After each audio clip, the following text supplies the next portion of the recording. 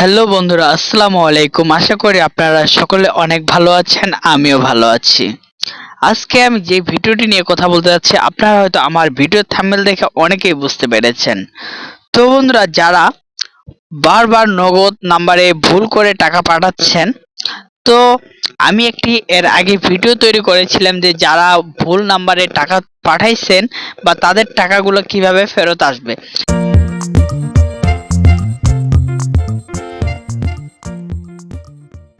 So আমি সেই ভিডিওতে প্রায় অনেকগুলো কমেন্ট দেখছি, যাদের আপনাদের সেম প্রবলেম, যারা টাকা পাঠাইছে বাট ওরা টাকা দিতে যাচ্ছে না। এই ক্ষেত্রে আপনারা কি করবেন? আপনারা আপনারা জানেন যে কারো কাছে টাকা গেলে ওরা সহজে দিতে চায় না। তো সহজে দিতে না চাইলে আপনি যদি ভুল করে টাকা পাঠাই থাকেন, তাহলে আপনি ওনাকে তাকে কল দিবেন না বা আপনি ওনাকে বলবেন না যে আমি আপনার নাম্বারে টাকা পাঠাইছি। সো তাহলে আপনি কি করবেন?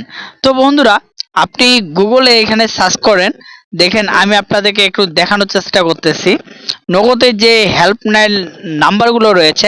সো বন্ধুরা দেখুন, 16167 এইসব বন্ধুরা নগদের হেল্পলাইন নাম্বার। সো এগুলোতে কল দিয়ে আপনাকে বলতে হবে যে ভাই, আমি এই নাম্বারে এত টাকা পাঠাইছি, বাট আমাকে টাকাটা হয়তো ব্যাক দিবে না। এটা ক্ষেত্রে আমি কি করতে পারি? ওরা আপনার অ্যাকাউন্টে চেক করে ওই নাম্বারে টাকা গেছে কিনা আপনার ওই নাম্বারে ব্লক করে ওরা দিয়ে দিবে, এবং পরবর্তীতে আপনার টাকা যদি হয়ে থাকে তাহলে বা নগদ কোম্পানি টাকাটা ব্যাক করবে।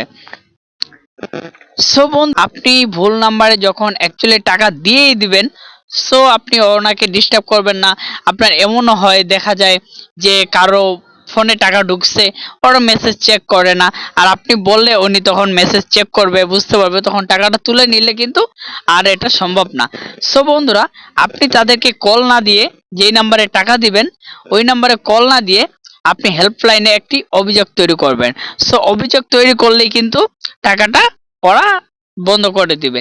সো আপনার টাকাটা যদি রিয়েল হয়ে থাকে, তাহলে আপনার টাকাটা নগদ কোম্পানি ব্যাক করে দিবে। আমরা অনেকেই নগদ ব্যবহার করি এবং নগদে অনেক সুবিধা রয়েছে, আমরা সকলেই জানি। সো নগদের সাথে আমরা সবাই থাকবো। ধন্যবাদ। আজকের আমার এই ভিডিওটি এই পর্যন্তই। ভালো থাকবেন, দেখা হবে নেক্সট কোনো ভিডিও নিয়ে। ধন্যবাদ।